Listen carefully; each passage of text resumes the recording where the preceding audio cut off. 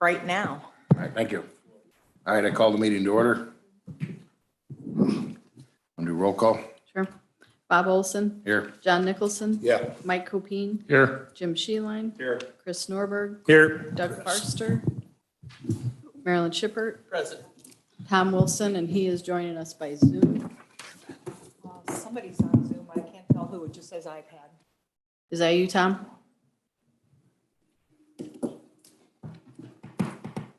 I'll text you. I don't see what it is. Let's go around the room with visitors. Start with Treasurer's Department. You guys got anything? Yeah, that's That's Tom. Oh, it is? Okay.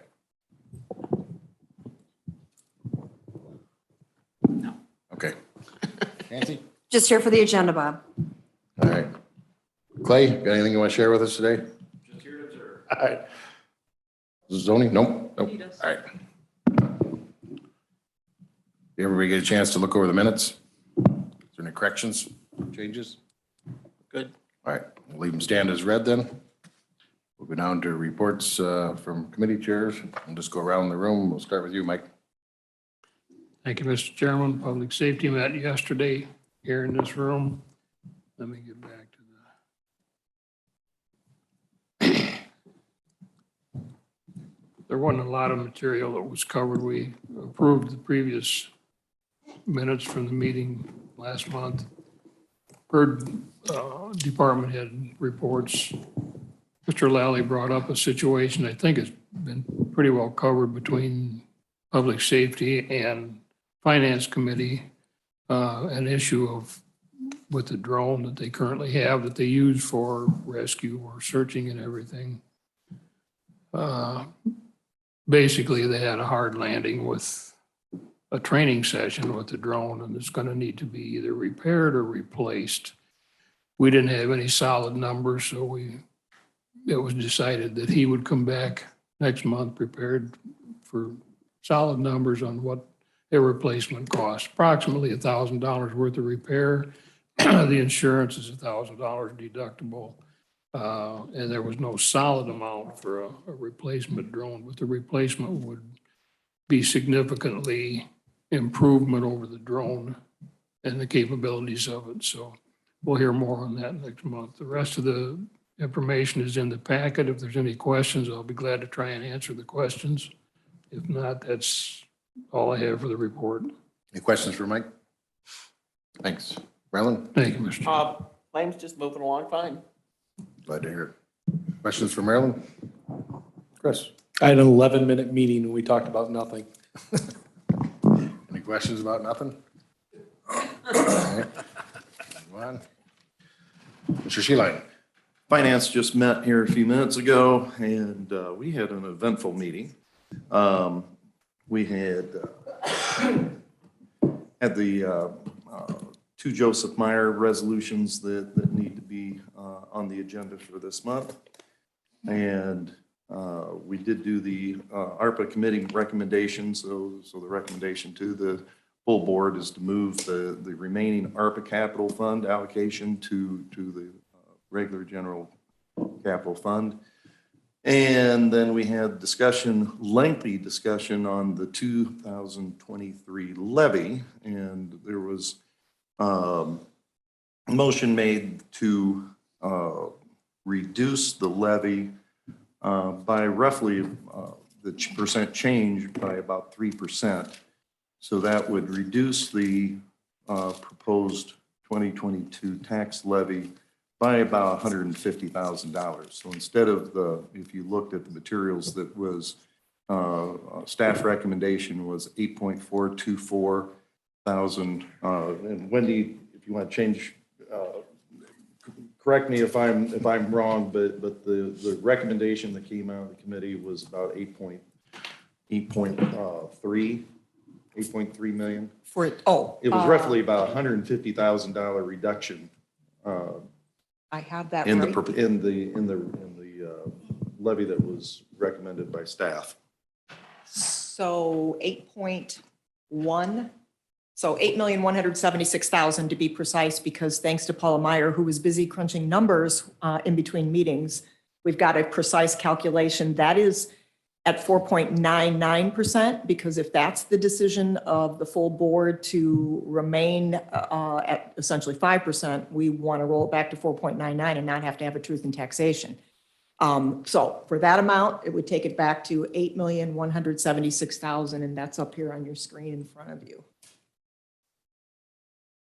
I don't know if there's any questions from the executive committee on that. That was the recommendation that came out of finance.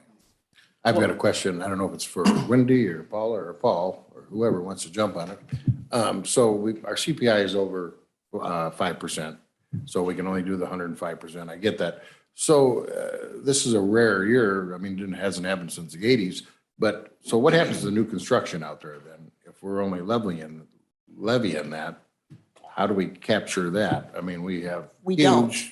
Right, we don't capture it, we lose it, and not only do we lose the initial capture of it, but it grows exponentially over the years, because if we don't capture in our tax base that new construction, we don't have the opportunity to levy against it in the next year and the next year and the next year. So exponentially, that the loss is just going to continue to grow.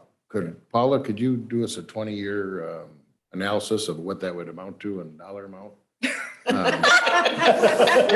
Yeah, off the top of her head. Not right now. Yeah. How long do I have? 6 minutes. His meeting lasts 11 minutes. We're going to try to beat that. So. Give me 15 minutes here, probably. Yeah, I don't mean today, but at some point before the meeting next Thursday, I'd like it, because I think it's going to be astounding, that number that people are not going to realize. We yes, we put that into something, and maybe we can And in future years, we could lower that and still capture that and make it easier on the taxpayers what they're paying. That would be a correct statement, would that not be? Yeah. Yes, you always have the option to lower, but you cannot increase without the consumer price index and or this new construction. So we have a perfect storm this year because of the CPI where it's at. That's just 2022 new construction, Yeah, but then it incrementally goes. Increment, right, that's what I had a Bob's discussion, asking I for. just wanted to have my facts straight. I thought that Yeah, was right. Bob's asking for incrementally, what would that cost?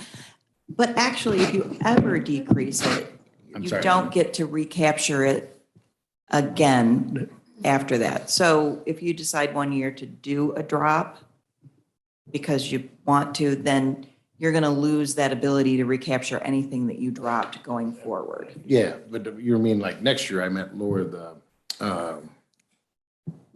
the levy, lower it down, not the new construction. We just always want to capture that. Yeah, we would, but anytime that you lower it down, you end up kind of losing the ability to tax on that going forward. Yeah, I follow you. You're right. Yeah. That's why I brought forth. In a tax cap situation, which of course they count. The only way it would be in a year where there is almost nil new construction. Yeah, that'd be the year to do it. You're exactly right. Yes. How much new construction's coming online?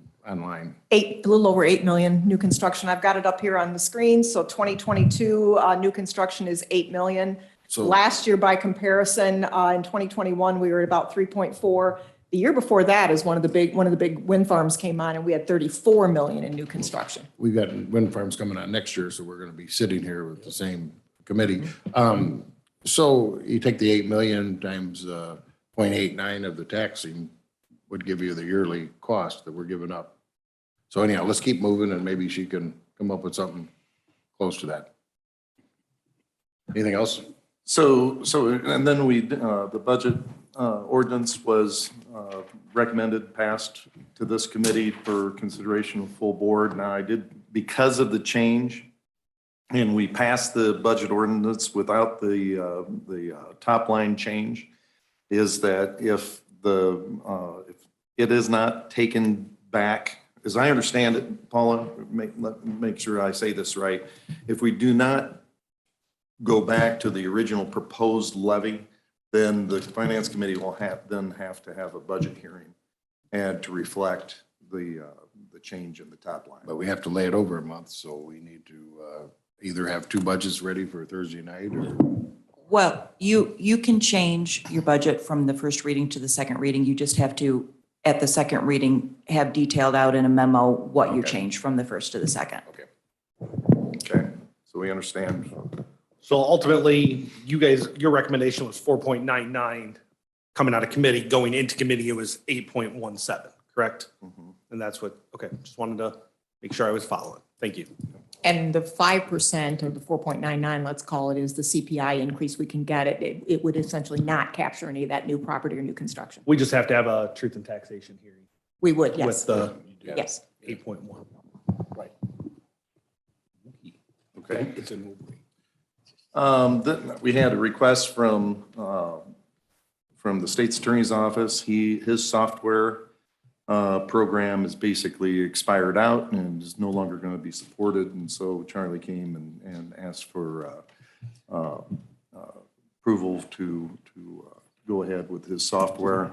That amounts to about $138,000, and that is going to be taken out, set aside out of capital this fiscal year. Probably software won't be up and running until probably fall of next year. We approved the old courthouse elevator repair approval as presented, and that's it from finance. Any questions for Jim? Thanks, Jim. Tom, do you want to give your properties? Sure. Thank you, Mr. Chairman. We met Tuesday at 11 o'clock. We're moving forward with some repairs that we had going on in the building. In the elections office, we had some sewer smells. We're working towards a solution on that. We think we've got the problem fixed and solutions coming down the pike. The boiler project over in the new courts building should be completed by Friday of next week. Loescher's pretty confident that we should have that up and running by end of next week, which is good because we're needing the heat. Elevator project, like Jim was saying, that's been approved. That's going to start soon. We also have the blueprints for the old LEC for the judges parking and the Sally Port and all that stuff. We just got the blueprints back and we need to start putting engineered estimates together so we know what we're going to spend so we can go to the finance committee and talk to Mr. Sheeline and get a dollar amount put on that. Other than that, we will be releasing, going out for bid. I believe the end of this month, Greg's putting together the preventative maintenance schedule for the new prison and both buildings here. We're going to put together that preventative maintenance program and put it out for bid. But other than that, I've got nothing else. Any questions for Tom? Thanks, Tom. We'll move down to old business. I have none before us. New business, we got the employee spotlight recognition. Wendy, you want to take that? So I don't really have anything at this point to announce, except to say that at your full board meeting, we will be making that recognition. Okay. Move down to appointments. I have no appointments. Raffle report, we got the Lee County Honor Flight. It's in the packet. Not the packet, it's in your board packet there. Do we need a, That just has to be put on file, correct? okay. Can you put that on file? I will put that on file for you. All right, we'll move down to the review of per diem report for the county board approval. Once again, I tell you this every month, but I love how you set that out. It's a lot simpler to read and go through it. Thank you. Do we need approval on that? Nope, not until full county. All right. Let's move to executive session. We do have executive session today. We do? Yes. Oh. It's per employee. Charlie, do you have the 120 dash something? C1. That's it? Well, it's 5. 2020 dash six. ILCS. I mean, Becky knows the rest of it, so. -2. I have all the faith in the world. If you don't, Bob, that's fine. But No, you had the code word in there.